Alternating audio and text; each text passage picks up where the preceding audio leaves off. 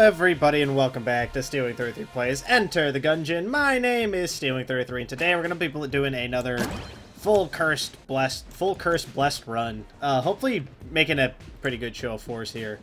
Always a chance it's not going to go okay, but we'll find out. It's been a week since I played Gungeon. I had to take a break. I've played so much Gungeon the last, like, 150-something days that, like, you know, sometimes you need a break. Sometimes, I just needed to take a second to myself and get my shit together, so here we are. We're back. We're good. We good. We good. So all's well. That ends well, at least. I think so. Anyway, gotta remember to do our fucking full curse bullshit. Every room counts on a full curse run, because that's, remember, we're doing this mostly for the money. Give me the money. So, our goal is to make, we need 6 keys and 600 money. So hopefully we'll be able to get that. It's, and if you're just joining us, or if you are, have never watched one of these full cursed blessed runs before, essentially the idea is that, the blessed run gives us all the guns we could possibly need, so we don't need to open up chests to, like, succeed. And then the cursed gives us extra money whenever we kill cursed bad guys. And then that should hopefully help us with that. Microtransaction gun, not happy to see you. Happy you went away very quickly. The microtransaction gun uses up money to, produce bullets. So, it's not great. Correction, it's not great generally speaking. But in this specific instance, it is actually extra not great. But the Snake Maker is very, very good. The Snake Maker is a gun that turns people into snakes. It's based off of the wristwatch from Rick and Morty. Well, correction, it's based off of Rick's gun from Rick and Morty, and then it's also based off of the Snake Watch from Rick and Morty. If you've not watched Rick and Morty, highly recommend it. It's very good, actually. Maybe not very good. It's probably one of the best pieces of cartoons I've seen in a long time. But I can see how it probably wouldn't be for everyone. In the same way that, like, I think South Park is brilliant, but I can also see how people wouldn't like South Park. It's not unreasonable. It's got a very crass manner of comedy, which I appreciate as a 23-year-old man. Don't come into this hole. Just go into the black hole. For some reason, I didn't end up taking like 1,000 damage from them, which is great. Pretty happy about that. We're gonna try to buy keys early. I know that it sounds counterproductive, but on this floor, like, spending $40 to get 2 keys, that's, like, the kind of thing that later we wouldn't be able to do that. So, I'm happy about being able to do it while we can. We have a long time. We still have a lot of time before we are out of time, baby. You out of time, baby. We got a lot of time until we have to, like, until it's do or die time. So, we'll see. Really hoping this works out, because, there are some runs... So, the reason we have to do it as a cursed run is because, I've discovered that, on average, your average Gungeon run, assuming that, you know, you'll pick up something like a briefcase full of cash or get really lucky, your average Gungeon run only contains about 400 shells at any given time. And so, those 400 shells, that's not nearly enough to get what we need. So we need to do every possible floor, and we need to do it fully cursed. It's the only way that I know of, at least. I mean, it's possible that if we just did every floor, we would be fine. Like, we might actually, like, get enough money, because it's basically 2 extra floors that we would be generating from using up 2 keys, which it's kind of counterproductive. Like, I don't really want to do that, because the 6 keys is also kind of a headache. I mean, don't get me wrong, you're more likely than not to get at least 10 keys over the course of a run, because I don't think... Most runs, I end up opening up all of the chests that are available. I know that some people do not. Some people, you know, you go keyless, and it's pretty bad, but... I normally end up with enough keys to do that. It might just be blind luck, or I know they've rebalanced the key game pretty hard over the course of the lifespan of Gungeon here. We're gonna wait for this to explode so I can see what pops out of it. Nothing. Anything in here? No. The clob's terrible, by the way. You can always get clobbed. You get clobbed. You can get the pea shooter would be kind of devastating, to be honest.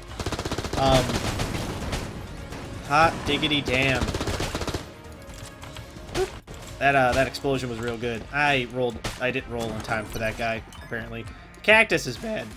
The cactus is, like, actually, like, actively a bad weapon. So it shoots like a machine gun, but each bullet does, like, no damage. It never needs to be reloaded. I will say that. It's one thing in its favor, is that it does not need to be reloaded ever, which is pretty great.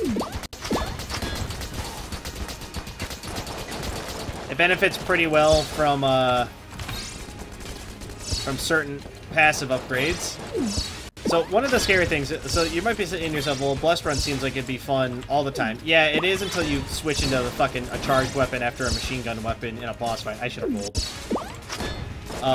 Y'all know how I feel about fucking this shit right here. Oh, come on. I'm really fucking up. I'm, like, really rusty right now, so I'm really sorry if, I'm playing like crap. My instincts are all off. Void Marshal's very good. There we go. The Void Marshal's very, very, very good.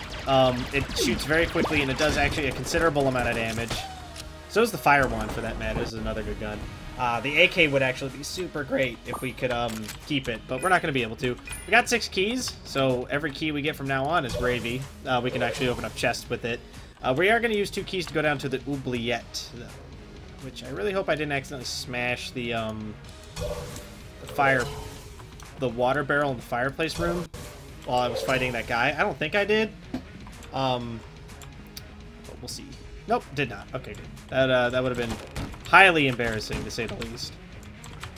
Yeah, so since we did get 6 keys on this floor, we are going to go down to the oubliette because we're kind of key rich right now.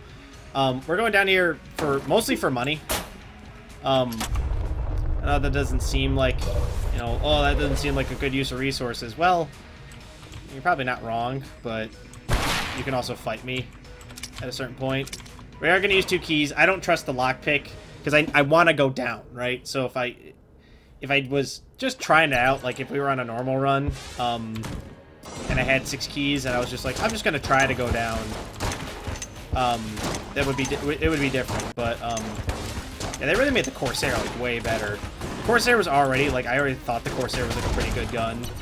They've actually like made it like actively better. Let's try to lockpick this. Nah, that's all right. We will not go down to the Cathedral of the True Gun then. That's actually twofold. The main reasoning is that I don't think I've ever actually beaten the Cathedral of the True Gun like ever. Don't get me wrong. I know it's possible because I've seen people do it on the internet. But as far as I know, it is nightmare fuel, to say the least. So about playing Gauntlet Dark Legacy yesterday. But not a really big nostalgic kick because I've been playing so much Digimon World Next Order. Which if you've not played Digimon World Next Order, I would highly recommend playing Digimon World Next Order if you're a big fan of the first Digimon game. It is kind of a terrible video game, much like the first Digimon World game was a terrible video game. It's kind of grindy. It's a game that feels like it was supposed to come out in the 90s, which is not a compliment. It does have that very good nostalgic lean to it. The plot's really real terrible, I'm gonna be honest with you. I've done freshman year like helping people with their projects, editing for video games, and like this is some of the worst writing I've ever seen in my entire life. Some of, if not the worst writing I've ever seen in my entire life. Like a lot of it, like you can tell it's very clearly like been translated from Japanese, but like directly, so like the sentences don't make a lot of sense. And like I don't want to blame the game for that, but I'm gonna have to because like it's pretty bad.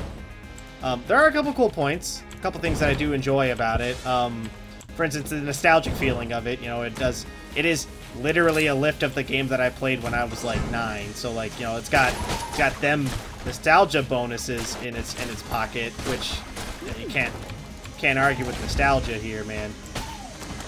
You just can't. You can try as much as you want. I'm really nervous we're gonna die, by the way, because I've been really fucking up super hard here. We've gotten a couple very difficult rooms. Why did I like stopped moving? What is wrong with me? Alright. This is gonna be a short episode. I gotta get back in the groove of it, so I think the judge has joined the shootout. I'm sorry, what? The Flash Ray, the Tangler. I'm sorry, we had all those weapons already. Yeah, that's going to do it for this episode, though. I got to get back in the groove of it, so it's going to be a slow warm-up for the next couple days. We're going to be doing these Blessed Cursed runs to kind of try to get me back in the movement of it. So with that, thank you all so much for watching. If you guys like what you saw, let me know. If you guys want to see more, don't forget to subscribe to keep up to date. I want to post more videos. And if you really like what you saw, leave a like. Helps the channel grow, helps me out a great deal. But of course, with that, thank you all so much for watching. Catch you guys in the next video. Bye!